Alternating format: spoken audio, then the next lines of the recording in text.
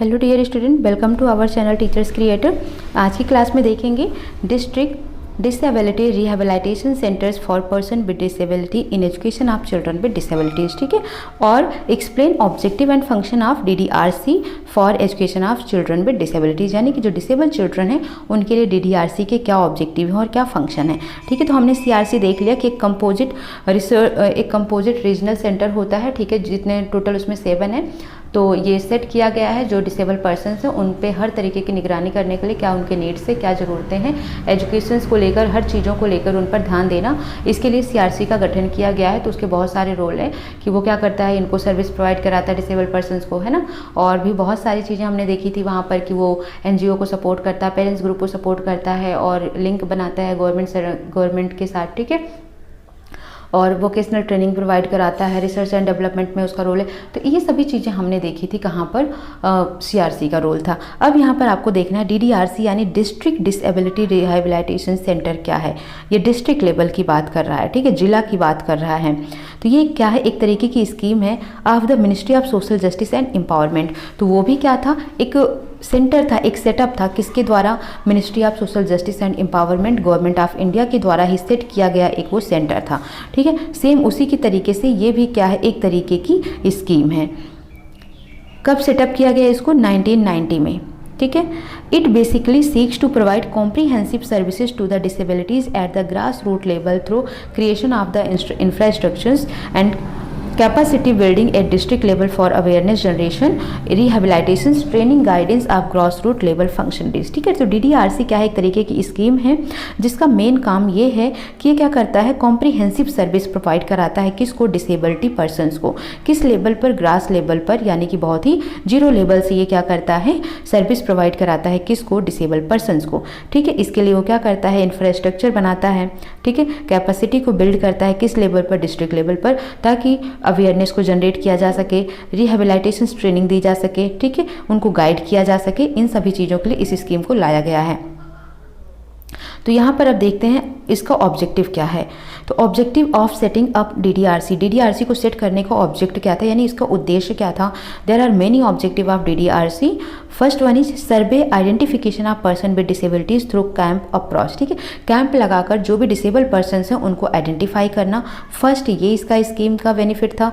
दूसरा, awareness generation for encouraging and enhancing prevention of disabilities, early detection and intervention, बहुत जल्द ही इसको पहचान लेना, उस पर काम करना और इससे प्रिवेंशन करना, इसको क्योर करना, ठीक है, और उनको इनकरेज करना, ये सब अवेयरनेस लाना, ये सभी चीज़ों को फैलाना किसके थ्रू, DDRC के थ्रू। नेक्स्ट आता है अर्ली इंटरवेंशन, ठीक है, बहुत ही जल्द डिटेक्ट करके इसको पर वर्क करना। Assessment of need of assistive device, provision, fitment of assistive devices, follow up, repair of assistive devices, ठीक है, जो उनको डिवाइसेस दी जाती हैं, ठीक है, असिस्टिव डिवाइसेस जो उनको दी जाती हैं, जो हैंडीकैप्ड होते हैं, डिसेबल पर्सन होते हैं, उनको बहुत सारी डिवाइसेस दी जाती हैं जो उनको हेल्प करती हैं, ठीक है, उनको फिट रखती हैं, फॉलो अप वगैरह, ये सभी चीज़ें उनकी ज़रूरतों को हमेशा क्या करना होता है, एसेस करता रहता है कि हाँ ये चीज़ें फुलफिल हो रही हैं कि या नहीं। जैसे जो विकलांग होते हैं पैरों से, उनको साइकिल प्रोवाइड कराना, तो ठीक है, इस तरीके की चीज़ों का ध्यान रखा जाता है कैंप के थ्रू।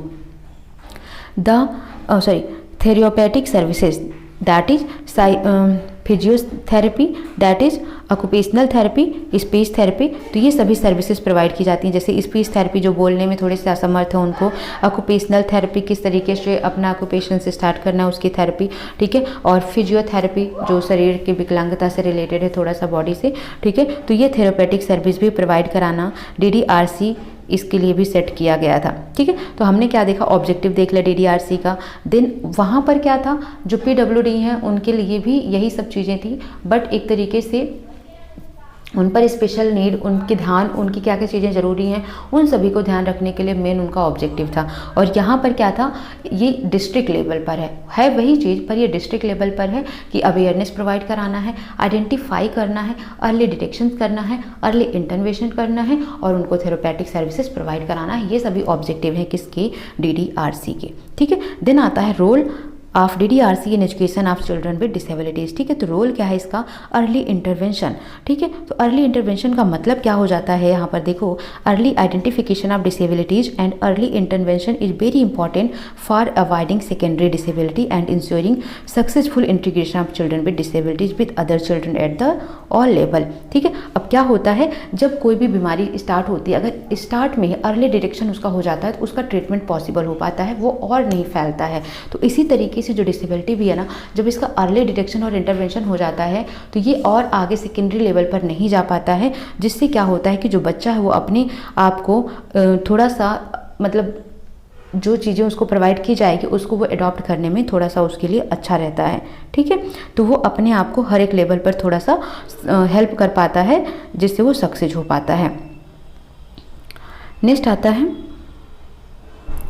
हाँ यहाँ पर थोड़ा सा और देख लीजिए, hence each DDRC must setup an early intervention unit. तो जो DDRC होता है ये क्या करता है, इंटरवेंशन यूनिट को बनाता है, सेट करता है। Parents of children with disabilities must be encourage to visit these. ठीक है, और वहाँ पर जो इनके पेरेंट्स होते हैं डिसेबल पर्सनस के, डिसेबल बच्चों के, उनको बुलाया जाता है कि उनको वहाँ पर ज़रूर विजिट करना चाहिए। In addition low cost intervention using locally available material should be suggested to them for continuing the intervention at place of their resident. ठीक है, तो अर्ली इंटरवेंशन हो गया रोल किसका, DDRC का। दूसरा आता है बैरियर फ्री इन्वायरमेंट।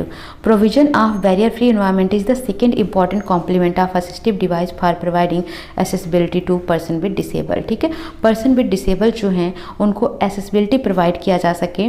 ठीक है, तो इसके लिए उनको असिस्टिव डिवाइस प्रोवाइड कराना है, ये क्या है, सबसे सेकेंड इंपॉर्टेंट कॉम्प्लीमेंट होता है। ठीक है, कि उनको बैरियर फ्री इन्वायरमेंट दिया जाए जिसमें कोई अवरोध ना हो। All new building, especially public sector and public utility, example school and hostel, panchayat and other government buildings, hospital, market, bus stand, park, public toilet are to be made barrier free as per the standard by laws circulated by ministry of urban affair and employment. ठीक है, इनको भी कैसे बनाया जाता है, barrier free बनाया जाता है, ताकि वो लोग भी इसको आसानी से एक्सेस कर सकें, यूज कर सकें। ठीक है, नेक्स्ट आता है the basic responsibility should be of the local government.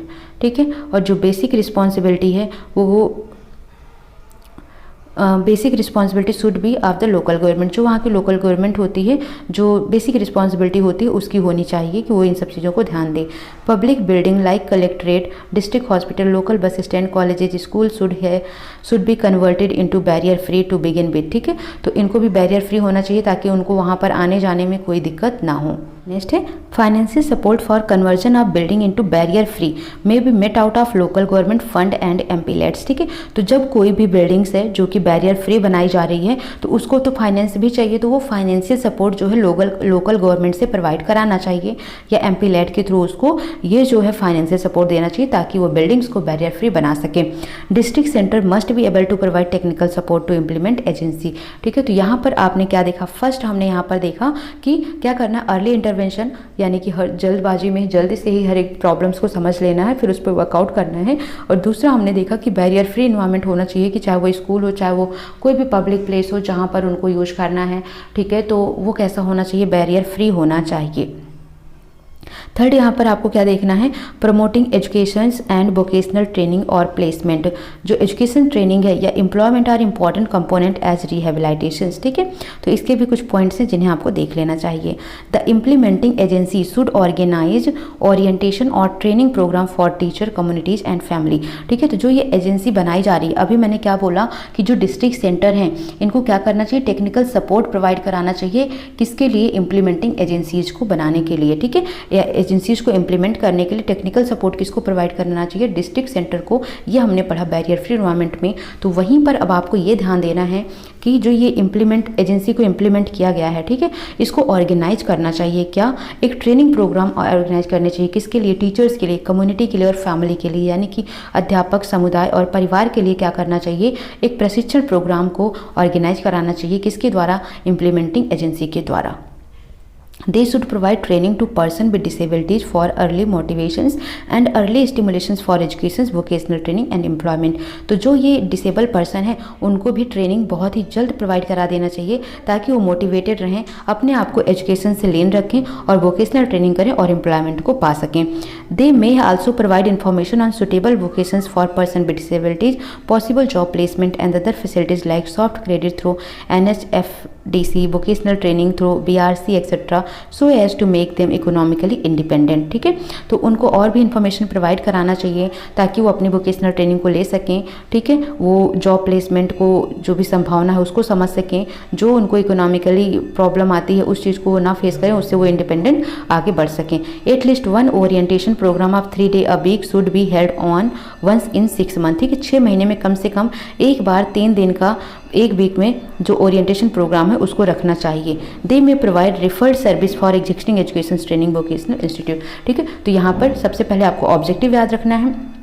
Objective क्या हो जाता है इनका ऑब्जेक्टिव ये है कि क्या करना है, सर्वे कर लेना है कि कौन से डिसेबल पर्सन है, अवेयरनेस प्रोवाइड कराना है, अर्ली इंटरवेंशन डिटेक्शंस करना है, फिर असिस्टिव डिवाइसेस उनको सपोर्ट देना है, प्रोवाइड कराना है, थेरेपेटिक सर्विसेज प्रोवाइड कराना, ये सभी DDRC का ऑब्जेक्टिव हो जाता है। और रोल की अगर बात आएगी तो रोल में 3 रोल याद रखना है, early intervention, barrier free environment and promoting education, vocational training and placement. ठीक है, तो DDRC में आपको इतना भी पॉइंट आप लिख देंगे तो बहुत ही अच्छे नंबर पा जाएंगे। और कोई डाउट आता है कॉमेंट सेक्शन में मैसेज करें, अदरवाइज मिलते हैं नेक्स्ट क्लास में नए टॉपिक के साथ।